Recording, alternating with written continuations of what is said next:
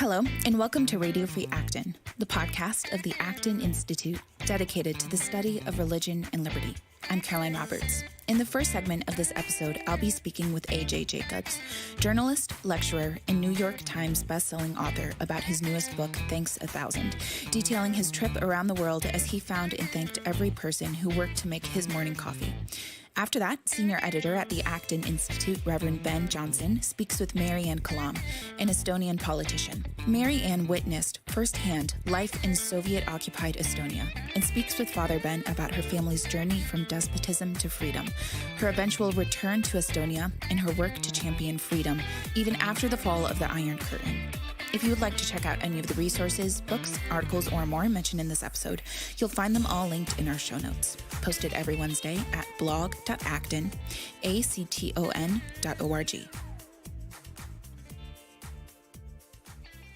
Today, I have the pleasure of speaking with A.J. Jacobs, who is a New York Times bestselling author, journalist, and lecturer, and he also calls himself a human guinea pig. A.J., welcome to Radio Free Acton. Well, thank you. Of course. Thank you for having me. I have to first ask, why do you call yourself a human guinea pig? Well, I like to do experiments on myself. That's sort of the way I write. So I've done several books where I try something out. I tried for one book to be the healthiest person alive, and I did, tested every diet and exercise regimen known to humans.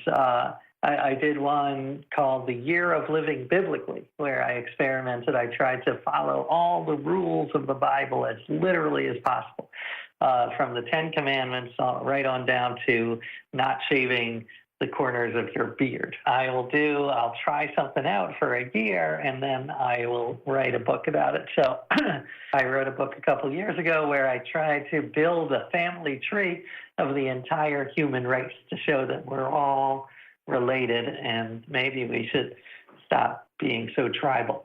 So I'll live the topic and then write about it. What drives your curiosity?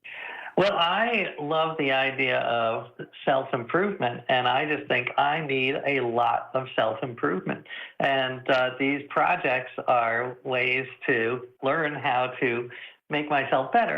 And the strategy is I just take it to the extreme. So I try everything out, often drive my wife crazy in the process. But in the end, I did shave my beard, but there are things that I adopt from each of the projects that hopefully improve my life. So I actually want to talk about your newest book, which is called Thanks 1,000. And it follows your journey all over the world to find and thank each person who had a hand in making your cup of coffee. You say that to make a cup of coffee, it takes more than a village, but it really takes the world. I have so many questions about this. But first, why did you take up this project? Well, this project came about because I had read so much about the importance of gratitude and how it's so crucial it makes you healthier, it makes you happier, it makes you more generous. So I needed practice in my life, I thought. So I started to say this sort of prayer of Thanksgiving before meals, but I am not very religious. So it was sort of a secular prayer where I would thank people who helped make my meal. So I would say thank you to the farmer who grew the tomatoes, and thank you to the cashier at the grocery where I bought my tomatoes.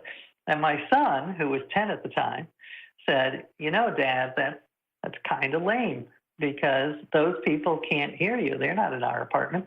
If you really cared, you would go and thank them in person. And I thought, now that is an interesting idea. That could be an interesting book or project. So that set me off the next several months. I traveled around the world thanking 1,000 people who had even the smallest role.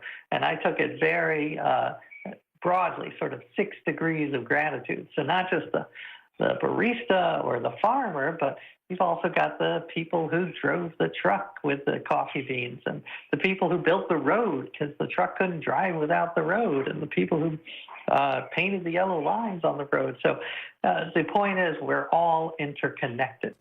How did you find every person who's involved in making a cup of coffee? Because I'm willing to bet that there are people involved in making my cup of coffee that I would never guess at. Oh, yeah. I mean, it depends how broadly you define it. But yeah, you know, there are hundreds, thousands. I could have spent a lifetime thanking people because really, you think about it, you know, I remember I called the woman who does pest control for the warehouse where the coffee is stored, and I said, "Thank you for keeping the insects out of my coffee." And she actually was a little taken aback. She's like, "You know, that's a little strange, but thank you. I don't get that much positive feedback in my line of work." It was lovely that it made her day, and in turn, it made my day. But you're absolutely right. I could have spent the next 50 years of my life thanking people. And so it was almost arbitrary which paths I went down. But I wanted to thank a lot of people and hear their stories. So that's the book. The book is sort of a combination of the stories of the people who made parts of my coffee, and also how to have this gratitude practice, how to change your point of view. Well, I'm sure that woman had never had anyone call her before to thank her for her role in, you know, keeping the bugs out of our coffee. Oh, no. Yeah, you're absolutely right. I mean, it was interesting because I was visiting people or cold calling them, and some of them were skeptical. Some were like, you know, is this a pyramid scheme? What are you trying to sell me? But interestingly, the vast majority were very accepting, very grateful to be thanked. And just like you said, no one calls to thank the person who does pest control for the warehouse. But they should. They should. It's good for both parties. I think that really just goes to show, though, how important every single job is, even the ones that seem menial or small. And on top of that, how important it is to feel like you have a purpose in your job, or at least are making some sort of impact. You know, just about every job is important and has an impact. Yeah, and I love this story that I looked into, and it sounds apocryphal, but it's actually not. When John F. Kennedy was president, he took a tour of NASA, and he talked to the scientists and the engineers, and then he ran into a janitor in the hallway, and he asked the janitor, "What do you do here?" And the janitor said, "Mr. President, I am helping to put a man on the moon." And I just love that because, A, it's true. He has an important role to play. If the NASA wasn't clean, then you know, people would get sick or injured. And B, being able to see your life as part of something bigger, it's not just true, but it adds so much meaning to and purpose, as you say. And I think we need that. It's good for our mental health. Mm-hmm. I couldn't agree more. And here at Acton, actually, I can't help but mention that we've recently released a series of short videos called The Good Society Films, where we explore the economic, moral, social, and theological foundations of a flourishing society. And in one of these videos, we take up a similar project, talking with people who are involved in the farming of coffee beans, the processing, the transportation, and even the production of coffee bean roasters. As we move on, I want to play a little bit of a devil's advocate here, because the argument can be made that this is really just basic economics. So what? You know, we can pull the average Joe off the street, and I'm sure that they can probably guess that there's more than about 5 to 10 people who might be involved in bringing you your cup of coffee in the morning. But I do get the sense that you somewhat are awed by what you found, or at least really value thanking each person who's involved in any way in producing coffee. Why do you think it's important to thank them? Well, I think it's important for both parties. I mean, for me, it was eye-opening to realize how much goes into every little thing in our lives, and it increases my sense of wonder and awe, which are positive emotions.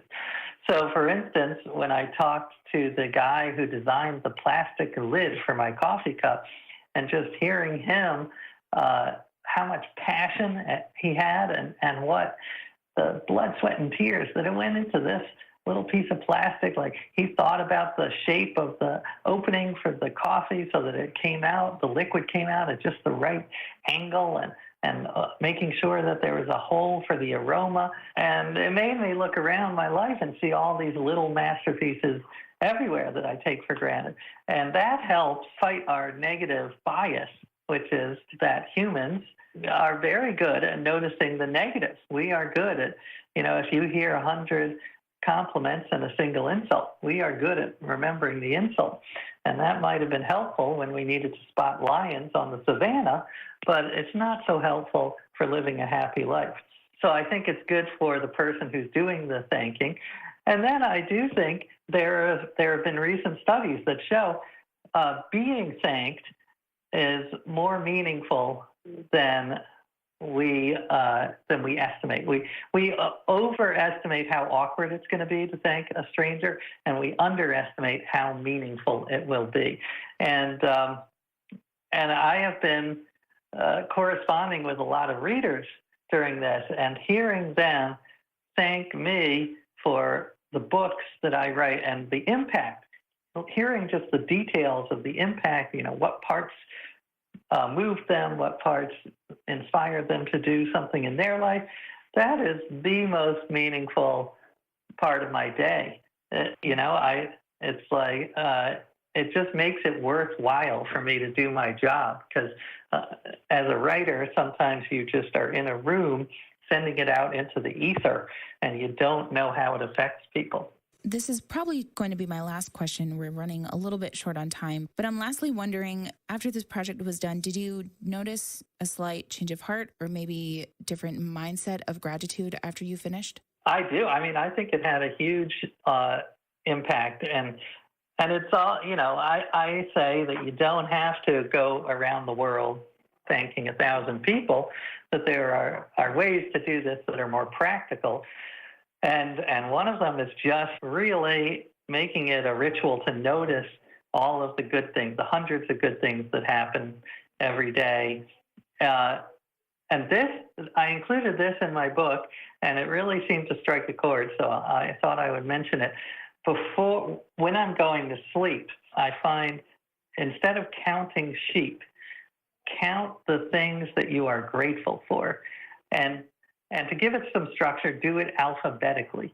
So when I'm going to sleep, I'll go, start with A. I'm thankful for the apples that were in the apple pancake that my kids made over the weekend, or as specific as possible. B, I'm thankful for the TV show Barry on HBO, and that they cast Henry Winkler as, and he's just wonderful in it. And they don't have to be about the meaning of life. They can be little things. And I have found it so effective that I usually am asleep by F or G. I've never made it to Z. So that's just one example of how you can incorporate gratitude into your life to make yourself, I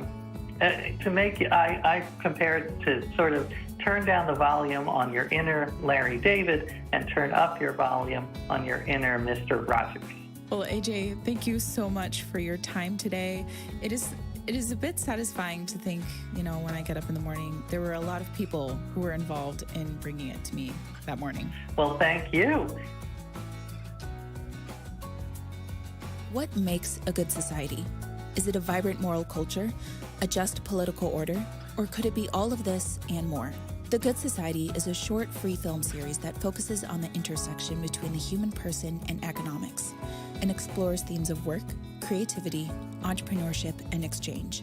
Each person is unique and unrepeatable and created in the image of God. This series proposes a human-centered vision of economics and commerce and shows how global collaboration and competition unlock human ingenuity and play a role in building a free and virtuous society.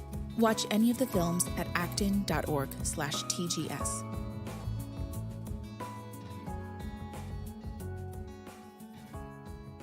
How would you feel if you took on the most repressive regime in human history and won? Mari-Ann Kelam knows exactly what that's about. Her story is featured in the most recent issue of Religion and Liberty. We're going to talk a little bit about her extraordinary life of activism, from opposing the Soviet domination of her parents' native Estonia when she was just a little girl, to going on to serve as its foreign spokesperson as well as a member of parliament. Maryanne Kalm, how did you begin on this pathway? Well, I got involved from my early childhood already because I was born in a refugee camp in Germany after my parents had escaped on one of the last ships to leave Tallinn harbor. And when I was 4 years old, we were able to find a sponsor in the United States and get on an American troop ship that took a whole lot of refugees to the United States, and this was thanks to President Truman pushing through the Displaced Persons Act, which allowed more refugees to come from war-torn Europe. And so I was raised in an Estonian home, having been raised by my parents to love Estonia, to know that I have a grandmother who's there that I will probably never see because she's behind the Iron Curtain. It was all hard to comprehend how a government could do that, just cut people off from their friends, their family, and from the rest of the world. And so my mother had left her mother on the dock and assumed that she had tried to come on the next ship. The next ship was bombed. A ship full of wounded and refugees was bombed by the Soviets, went to the bottom with almost all lives lost. And my mother assumed her mother found her end there. And then after Stalin died, finally, a letter comes one day to our home in Ohio, and it had come a circuitous route with all sorts of postage stamps on it and via relatives in Canada, and found its way to us, and it was a letter from her mother. So things had eased a bit. Once he died, the monster died, at least a little bit of communication opened up. And it was a day of jubilation in our house. It was just amazing. She was alive, and then my mother was able to write to her and say that you have a granddaughter, which she didn't know, and then it turned out my grandmother even had a dream about the time I was born about some sort of a red rose and my mother. So an Iron Curtain may descend, but it can't cross the lines of the heart, can it? Yeah, exactly. With this as a background then, so you became active in the United States, lobbying. Yes. I started already as a kid because I wrote my first letter to the editor when I was about 12 years old, I think, to the Cleveland Plain Dealer. I guess it was never published, but it was a pretty good letter. My mother saved everything I ever did. It was because some person had made a disparaging comment in an article about the Hungarian freedom fighters, and you must understand the Hungarian Revolution for our family. This was a defining moment for us because so many people, like my parents, all hoped that this meant communism was going to be rolled back and it will all change and everybody will have their freedom back. And of course, it didn't go like that. And I learned from that there are things worth dying for. And I went on then from there until I moved to the Washington, D.C. area, where from the suburbs it was very easy to get involved with bigger politics. And joined my first demonstration when Australia was about to denounce the non-recognition policy of the Baltic states, to say that it's okay, the Soviets can have the Baltics. This is a policy that the Americans very assiduously maintained for nearly half a century, saying that the occupation of the Baltic states is illegal, and this was our lifeline. And so we had the demonstration by the Australian embassy. My son was in my backpack. He was not quite a year old. But we got a lot of coverage in the media because who pickets the Australian embassy? Mm-hmm. Right. Our allies, yes. Yeah, it got attention.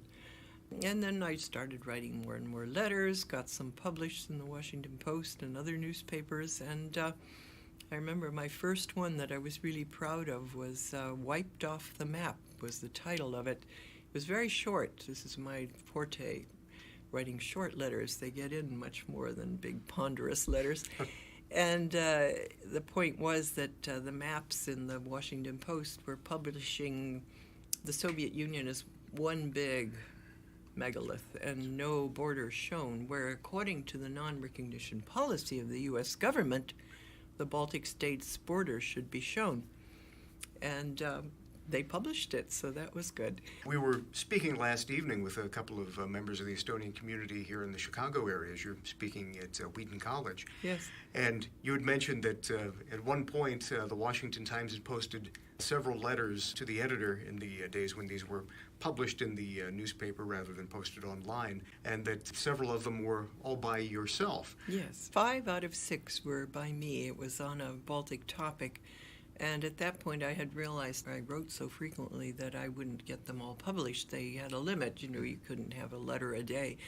And so I started using pen names, and it worked very well.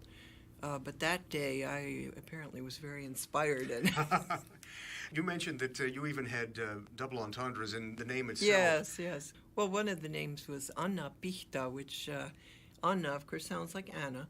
And Pihta sounds like a normal last name, but in translation, it's kind of a slang thing that says, give 'em heck. Speaking of Harry Truman, Yeah. of course, Benjamin Franklin did similar things. He wrote Yes. under pen names like Sure. Silence, Do Good, and things of Yes, that sort. yes. So you were continually writing and holding demonstrations. Lobbying Congress, meeting with people, and we also were able, the Baltic organizations, of which I was in the leadership always, to have meetings with very high-level people, and we had a lot of friends in Congress. This was our strongest support, and it was bipartisan. Back in those days, it was wonderful. We found decent human beings who understood the issues, and didn't matter if they were Democrats or Independents or Republicans, they would be with us. There was only one senator that I was really disappointed in, and was Senator Kennedy, whose staff said, oh no, we prefer to do quiet diplomacy. All I had done was asked him to sign a message to a political prisoner who was celebrating, quote, his 50th birthday in the Gulag, and he refused to do that. It was a lot of hard work of walking the halls and talking to people and trying to convince them, and there were moments where we were very disappointed in the administrations that came after Reagan. But Ronald Reagan was fantastic, and he made the difference with his commitment to freedom, his commitment to democracy, and to just being a decent human being. And his commitment was sometimes personal. He wrote to you personally, I understand. Yes, he did. I'm not sure that he actually sat down and wrote it. I don't know, but it was very exciting when it dropped into my mailbox. And I had written him a letter thanking him. This was way back in 1983, because he had proclaimed Baltic Freedom Day, which was on the day of the mass deportations from the Baltic states. Then in response, it was not too long after that, he wrote to me, and I still get tears in my eyes when I read that letter. I almost teared up reading it myself. It's in your book. Yes. Would you mind reading that for our listeners? Oh, not at all. It's if I can get through it without sobbing. But this was September 6th, 1983.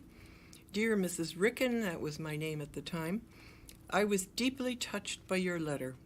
You exemplify one of the deepest reasons why America has succeeded as a nation. People came here from every land under the sun, and they discovered a country which enabled them to prosper, which inspired their loyalty, and yet never asked them to renounce their own sense of cultural identity and ethnicity. On the contrary, the fabric of American life is like a rich tapestry woven from many strands of different textures and colors, unified by a common respect for our free institutions based on the dignity of every person as a child of God. Too often, sadly, we Americans take our freedoms for granted, like the air we breathe. We do not see the danger from predatory empires that fear freedom and hate God. You can perform a real service to our country by continuing to alert your fellow Americans about the dangers we face. We must remain strong and vigilant, but government can only do so much. I want to thank you for doing your part. Do not become discouraged. Continue to pray for your ancestral homeland and for your adopted land. I join you in those prayers. God bless you. Sincerely, Ronald Reagan. Thank you so much. And to receive a letter like that from the White House, Yes. how inspiring was that for you? It was very inspiring, and especially the part where he says that continue to do your part and do not become discouraged, because there were times where it was discouraging. People would stand up to little tin pot dictators but do nothing about the monsters in Moscow. And it was like they were using a rubber ruler to measure the human rights of how some small country is behaving, and then bending the ruler in a different way when it came to the crimes of the Soviet Union. But when Ronald Reagan tells me, do not be discouraged, how can I be discouraged? I have to go up. And then the end of the Reagan administration and the early beginning of the Bush administration, finally those exciting days came with the singing revolution. Yes. Millions of people joining Yes. hands across 3 national borders. It was, August 23rd, 1989, I think. Yes. Then something happened in the Soviet Union, which was intended to make it more hard line, which was the coup in 1991 against Mikhail Gorbachev. And yet it was exactly that allowed Estonia to reassert its independence. It was something that we were prepared for, and you cannot have an opportunity like that without having the preparation done. And here we had this important event that had taken place at the end of the 80s, very end of the 80s and the beginning of the 90s, which was the Congress of Estonia. And this was based on citizenship of the Estonian Republic, which was under occupation. This was the point we had to keep making all the time, that we are not a Soviet state, we are not this and this and this, we are an independent state that has been occupied just for a long time. And so the Congress of Estonia was based on the idea of registering all of the citizens of Estonia who were holders of Estonian passports or citizenship during the Estonian Republic, which lasted from 1918 until they were taken over finally and forcefully in 1940. And amazingly, people went along with this idea that the Congress of Estonia and the Citizens Committee was calling them to do. They registered in droves. There were volunteers, and this was all against the wishes of the local puppet government, which was, of course, beholden to Moscow. But they didn't oppose it completely. They didn't dare anymore. We were so far into perestroika and glasnost that they were rather careful about what they were doing. So they registered almost 900,000 people. Out of a population of 1.5 million. Yes. Well, and a lot of those 1.5 million were not Estonian citizens, so Right. almost all that were citizens registered. And these people then were entitled to elect the Congress of Estonia, which represented all these fledgling parties that had started by that time in Estonia. So we had a mini constitutional convention kind of thing in Estonia. And at that time, all those years right there from 89 to 92, I kept thinking, I am reliving something like the American Revolution. And then the man who drafted our Constitution, his name was Yuri Adams. So it was fantastic. And the personalities, I could find matches for many of them. And it was just an incredible thing to be able to live through, but it didn't just gradually or quickly come like this. You had to prepare the groundwork for a long time. And so this was thanks to the political prisoners, big inspiration for me, people my age who were willing to go to the Gulag for asking for human rights, for drafting letters to the UN and the amazing things they did. I had to do something to help. One last question. You always say that your intention in communicating is to tell people the truth, to touch their heart, and to give them something to do. Yes. What could our listeners do concretely in order to further our freedom and yours? I would say the first thing is to begin reading and just pick up some good books and educate yourself. I think this is more important than anything. We don't want Soviet thinking, Soviet mentality. We don't want this to infiltrate into our country and to become accepted. And so you educate. You go to church, you pray. You learn what it is to be an American and how precious that is and how many people want to come here.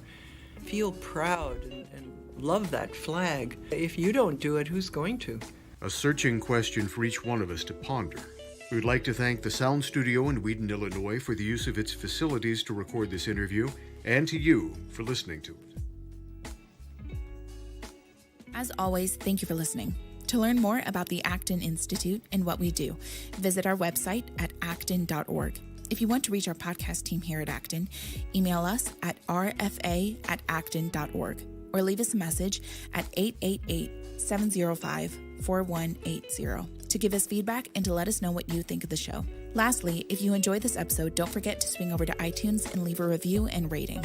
This episode is produced by me, Caroline Roberts, with audio mixing by Nathan Moore.